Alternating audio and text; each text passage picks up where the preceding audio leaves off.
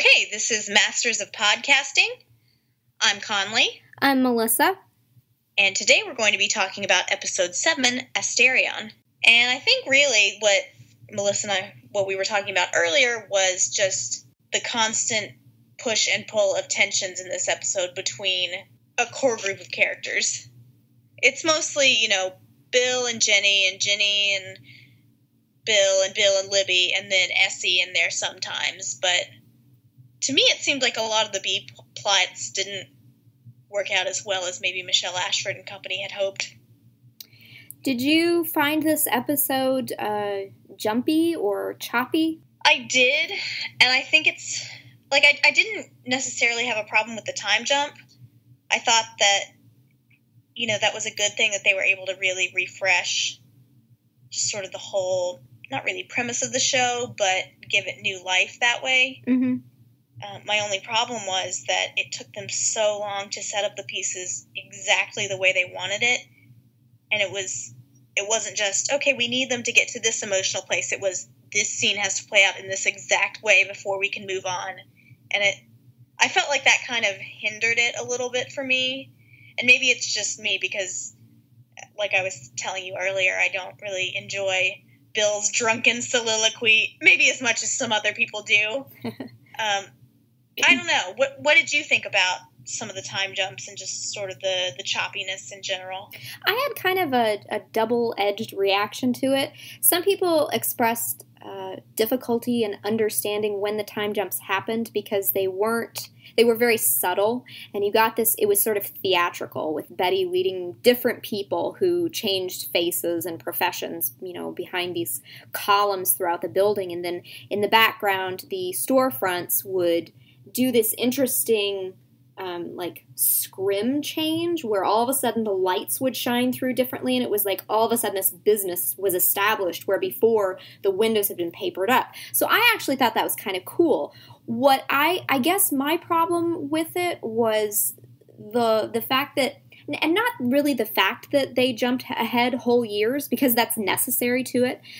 It was kind of the unearned or incomplete emotional impact that really had, because you have Bill behaving very, very badly to Ginny, and you really don't get time for those individual moments to settle. They kind of rack up throughout the episode, and I left this episode feeling unsettled, where the characters all kind of feel like they've been repositioned and fully settled, I guess.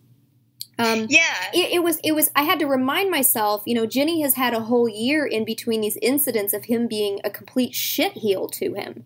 But it just, I don't know, it felt really weird and off to me somehow. Yeah, I'll agree. Especially, you were talking about the scenes with Betty leading, various people into the building. I really enjoyed that, and I was arguing that I thought the episode should have started with Betty leading Libby around and them doing the little storefront magic the way that they did later in the episode, because I felt like that more cleanly explained some of the time passage and really hit the reset button in a kind of subtle way, as opposed to, hey, we're resetting. Hey, we're doing something different. Hey, characters in different places now. It seemed to me like the different time changes, there was always some sort of hammer coming down, like, don't you know it's different? No, wait, we're still, Bill's still being an ass. Ginny still doesn't know what she wants. Libby is still sexually frustrated. It was just, nothing was changing even when things were supposed to be changing, if that makes any sense. Yeah, I was kind of surprised, not in a bad way, that they did several time jumps, because I thought it would be one clean break.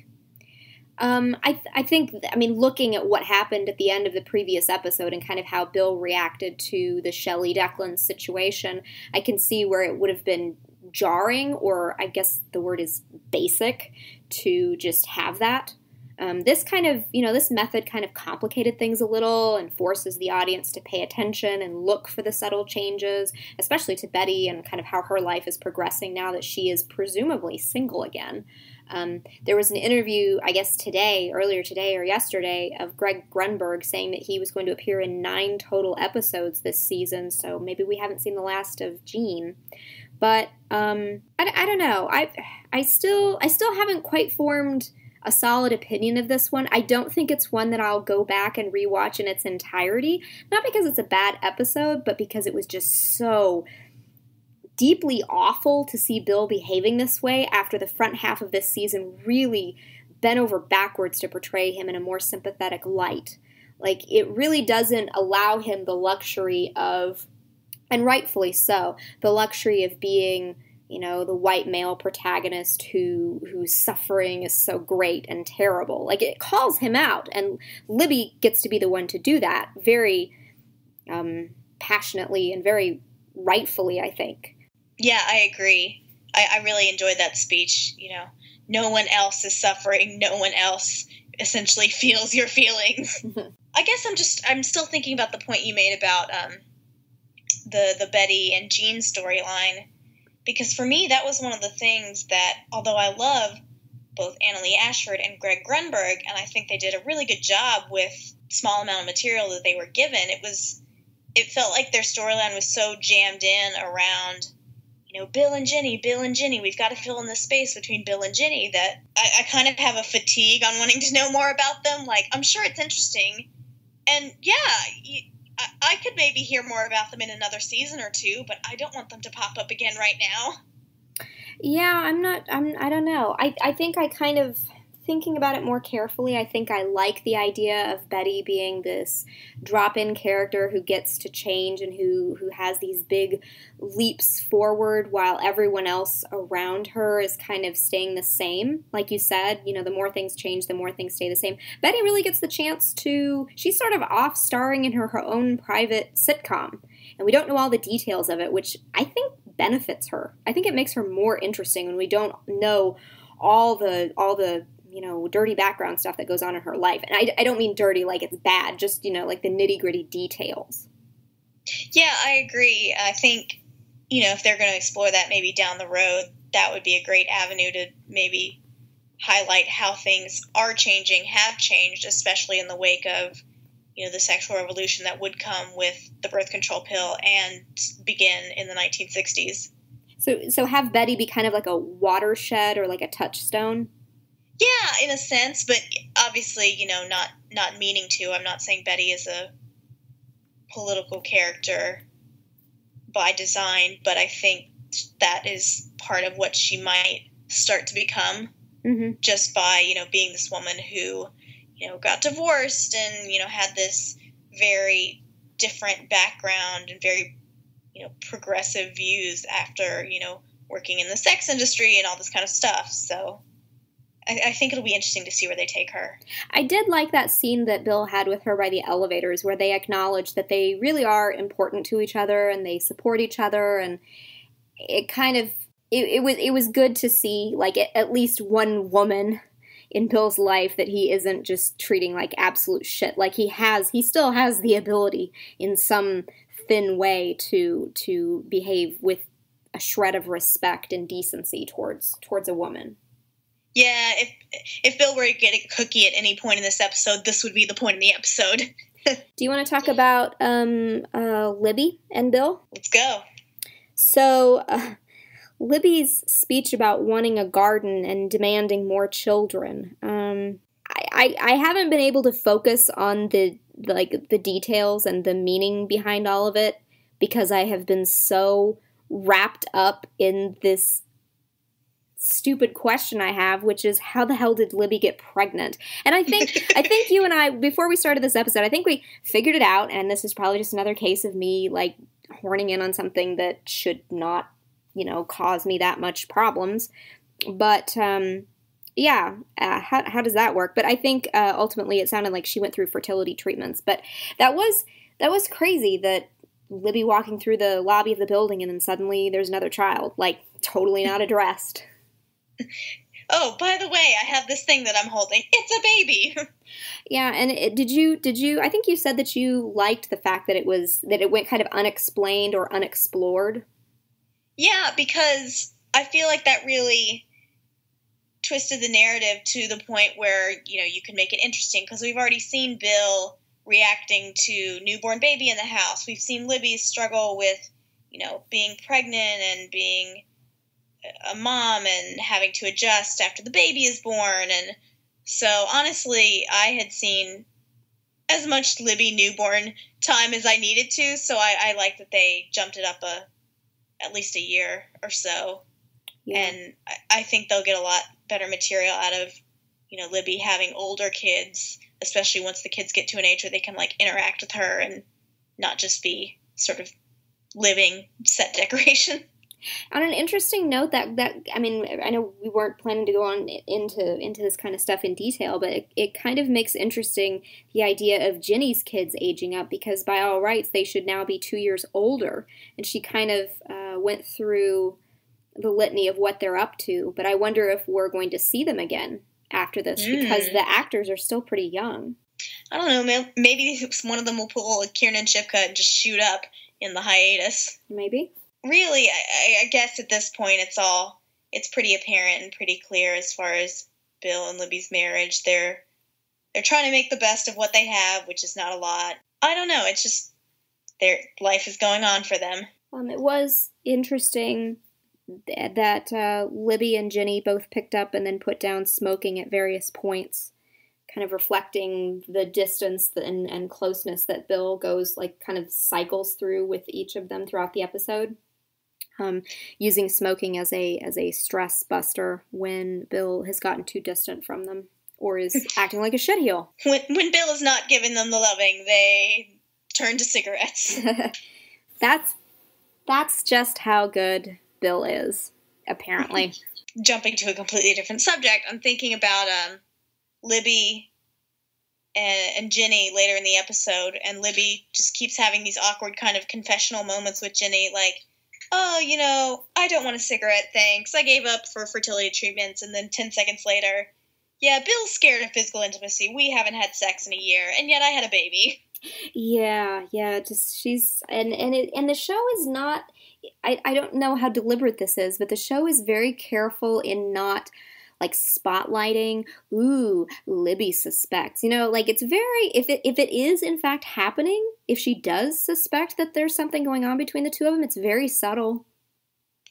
Yeah, and I think almost she's kind of gotten to this place where it's like, I don't want to know about it. It seems to be working, and he's less mean when you're around, so I don't want to know. Yeah, it is kind of, I think she's just sort of accepted in a very superficial kind of way that this is sort of a three-way marriage. Yeah. In a platonic sense.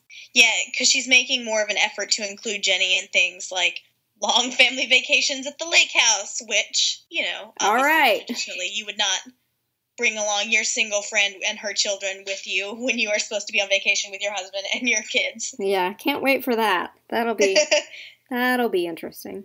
Not awkward unless we let it be awkward. Yeah. And this was something that I noticed kind of initially, but it became more apparent as the time jumps happened. I think Caitlin Fitzgerald is using a deeper voice for Libby now, because, in the beginning of the series, and then even in the beginning of the season, she had this very crisp, cheerful voice that was, very light and not unassuming, but there wasn't really any hidden malice behind it. And now it's just, I feel like everything she says has a tiny bit of an edge to it, and that was interesting to me, just sort of as a character note. Did you think that her lightness of tone came back in her first scene in this episode? I think it's when she leans over and is talking to Johnny. A little bit, but at the same time, I thought that was kind of forced. So, obviously she can't access that. She can access that again, and she does have those light moments, but at the same time, it's not the same as it was, if that makes any sense. That's an interesting point. Did it surprise you to learn that Essie had every intention of revealing Bill's affair with Jenny to Libby? Not terribly, because we've known from the start that Essie has very tender feelings towards Libby and has always wanted to look out for her and make sure that she feels okay, even despite the fact that Bill can be a shithead. And so it didn't totally surprise me that Essie was willing to side with Libby on that one, especially given the fraught history that she and Bill have had forever. I don't know. I guess, you're supposed to look at them and think, they're family, blood is thicker than water, blah, blah, blah. But at the same time, they've had such a strained relationship that I didn't necessarily see Essie's first loyalty as being to her son, who is being a total dick. I think it surprised me later a little bit to learn that, and this makes logical sense, but Essie and Bill sitting in the lobby of the building talking, and she says, if you want me to go away, I will. And then all of a sudden it just smash cuts into Bill and Libby's big fight. And you kind of, at least for me, I didn't really actively think about what his response to her was, whether he made a definitive answer. But then she pops up again at the end of the episode, and they have this big reconciliatory moment in which she says, very definitively, I know you told me to go away again. Which, and we can go ahead and get into the interplay between the two of them at the end of the episode. Bill behaves very badly throughout the entire episode until he finally seems to kind of learn some sort of lesson.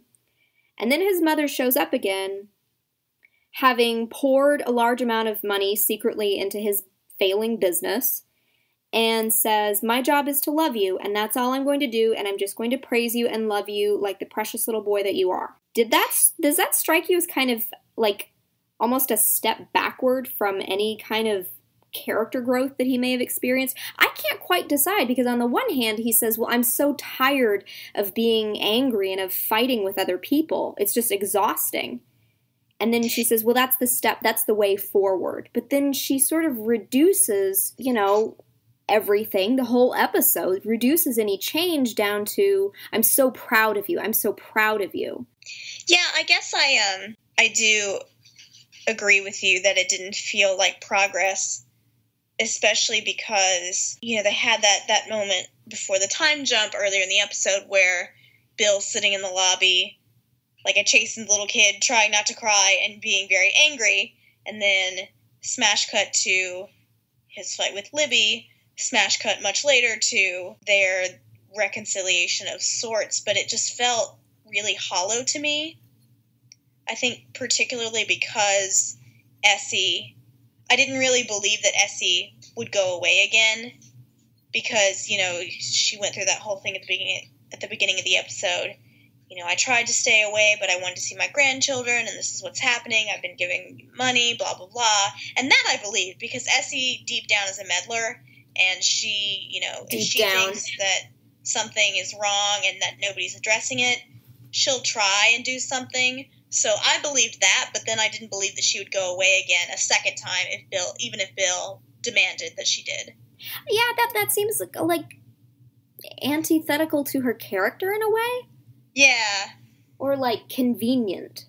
Yeah, and so I guess, that reconciliation at the end, it didn't feel earned for me, and then it didn't, I like the point that you made about the phrasing that she used.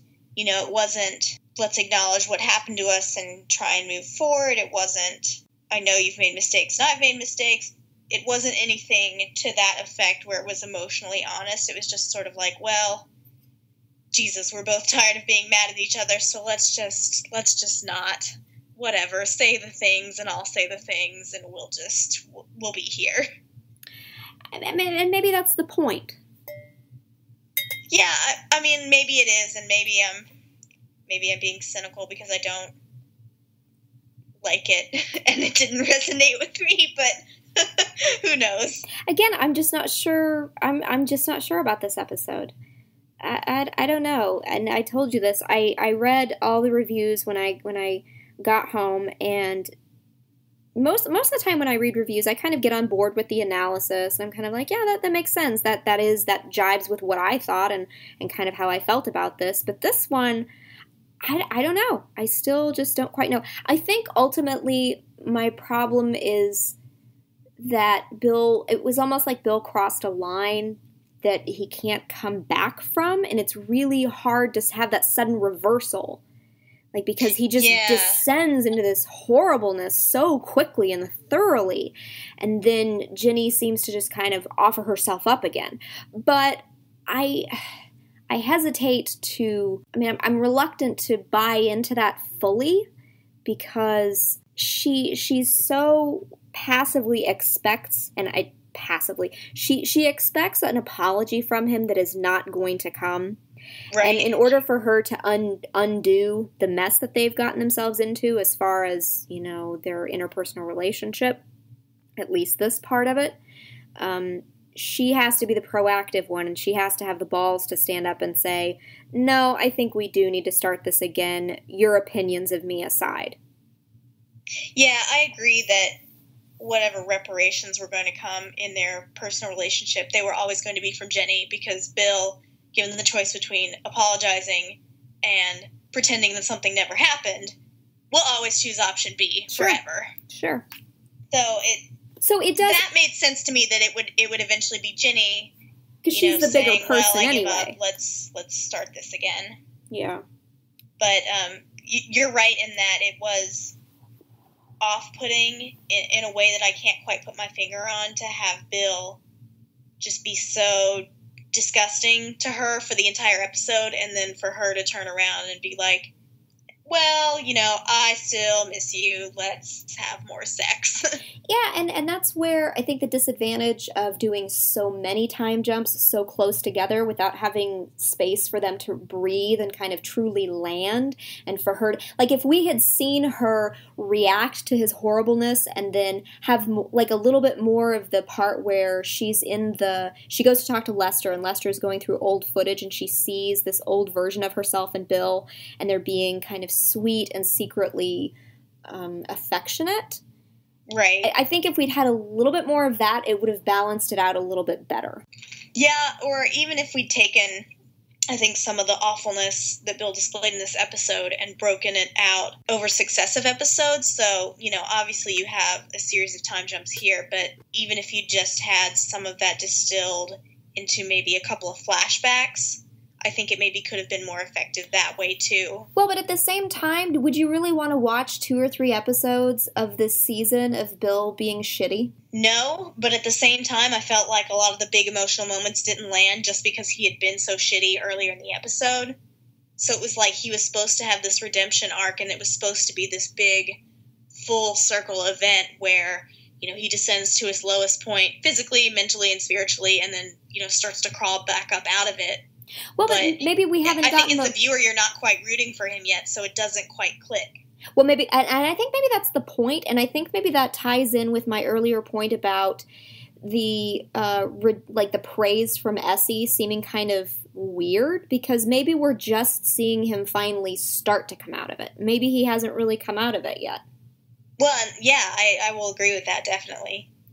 I don't know. I think it would have felt very more of the same and very repetitive of season 1 if we'd had more time with him being a jerk to Libby and Essie. And in a way, I'm conflicted about this episode, but in a way I can see its efficiency in portraying this long period of time where nothing is really happening. The portrayal is very tight. Yeah, I can see the logic in wanting to distill as much of that unpleasantness as possible into a single episode. Because you're right, we wouldn't want to watch 2 or 3 episodes of that in a row like we did in season 1. Mm-hmm. But at the same time, I felt like there was so much packed into this episode that didn't get a chance to land because it was constantly shifting landscape, shifting characters. Yeah. Who else do we want to talk about this episode? Was there anything else besides those dynamics? I mean, Austin was there a couple of times for some comic relief, and did you like? I guess we can go ahead and talk about Lester. Did you like the narrative device they used of having Lester come in with his camera and try to pick up on the day-to-day stuff and the interpersonal interplay between all of the different characters?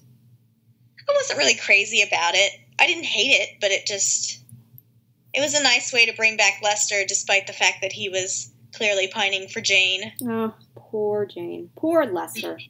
Jane in Bitchtown. Jane over in Bitchtown.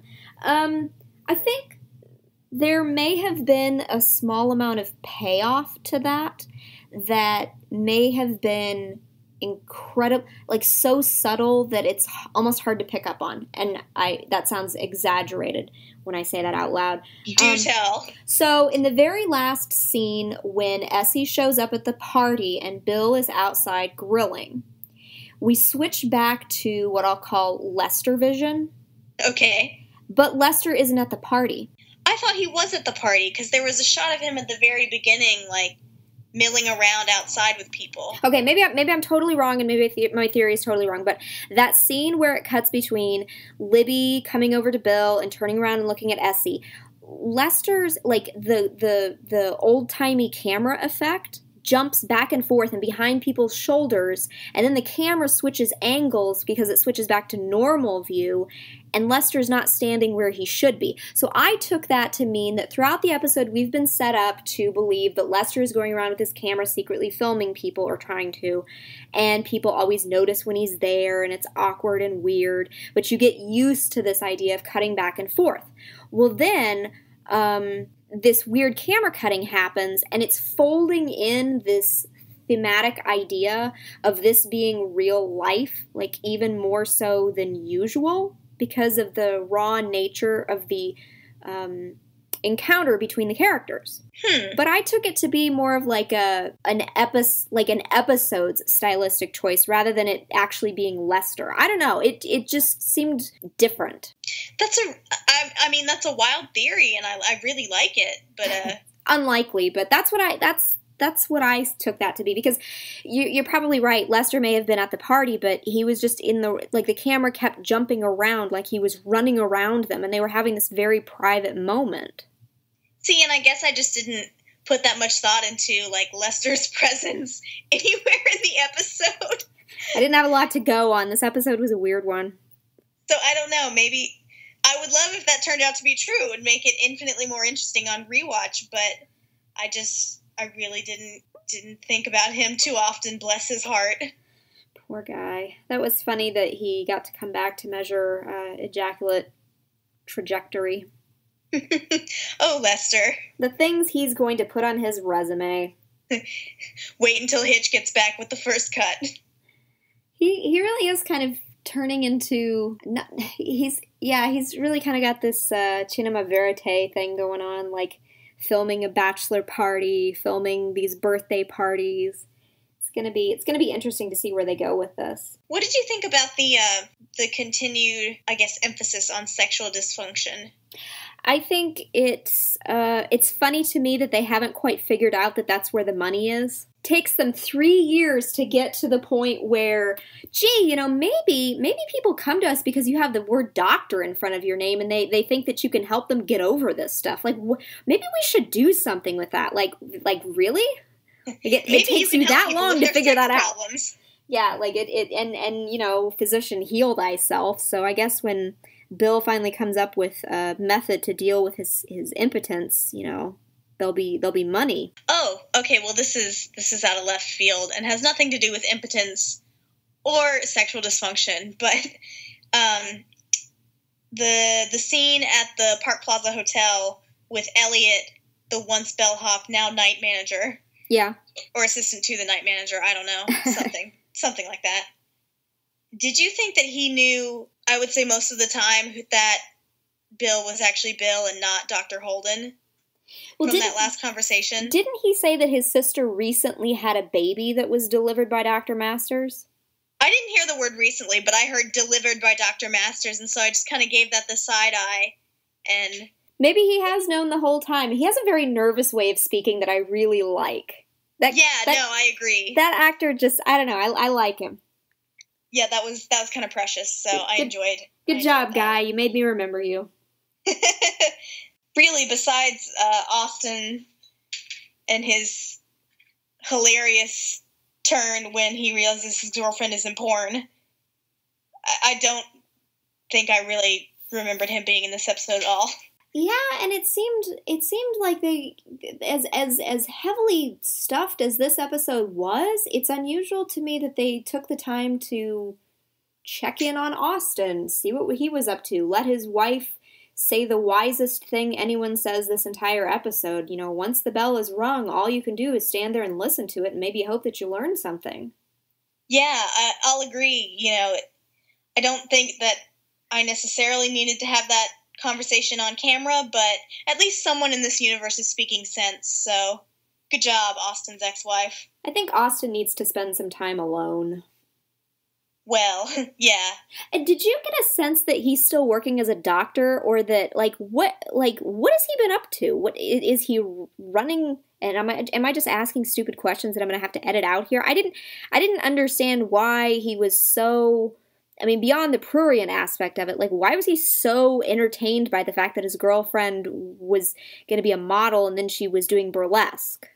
Oh, I thought that was just a male pride thing, I'm dating a hand model. No, I'm dating a burlesque model. No, I'm dating wait, no. Oh, God. I really like the progression of that from, that sort of sly pride, yeah, I'm dating a model, too. Oh, God, I've made a huge mistake. I'm starting to wonder if maybe their sexual surrogates for the study will come from the burlesque company downstairs. You know what? I think that's probably a safe assumption. Or a prostitute who has an office out of the building too, or next door or something. Yeah. Do you want to talk a little bit about the return of Barbara Sanderson? Yes, and the woefully underused Betsy Brandt. I think she's gonna make a splash in a big way on the show, and she's gonna get her due, and she's gonna get the chance to do something with the character, because a lot of the reviewers were saying, why did they have Betsy Brandt on this show if they're not going to make her do anything? I think she's just a late bloomer in terms of characterization on the show. Well, and obviously they are taking steps to do more with her, as we saw when she visited the clinic. I don't know, maybe she'll end up being one of the surrogates, maybe her case will be one of the first that they look at as far as dealing with sexual dysfunction and people who come to Masters and Johnson to help with those types of problems as opposed to helping him with his sex study. So I think she'll be a transitional character in that way, and I'm interested to see where it goes. But I'm still just sad that she only pops up for a couple minutes every episode, and it's just sort of to be nervous and awkward. And to be a sweet delight. Yes, she is delightful. I will give her that. Also interesting that Artemis Pebdani came back. The lady who plays Flo, the diet pill lady. Oh, yeah, no, I'll agree. Apparently in episode 8, she's going to become more of a plot point. There were lots of pictures of her in a room filled with women and Austin standing at the front, and apparently he somehow gets involved in the diet pill scheme. Does he start taking them? Maybe he stands up there and says, if you girls take these, men like me will love you. Maybe. Or maybe it's a room full of saleswomen. Who knows? That's true. All these recurring elements that seemed like one-off guest star roles. This is an interestingly structured season. Yeah, it's really been sort of a curveball as far as major players who aren't Bill and Ginny and Libby. Yeah. Well, do we have any final thoughts? That's it for me. All right, you want to close us out? As always, you have been listening to Masters of Podcasting. If you have any questions or anything you'd want us to discuss in the next episode, drop us an ask in our Tumblr box. Thanks so much for listening. Bye!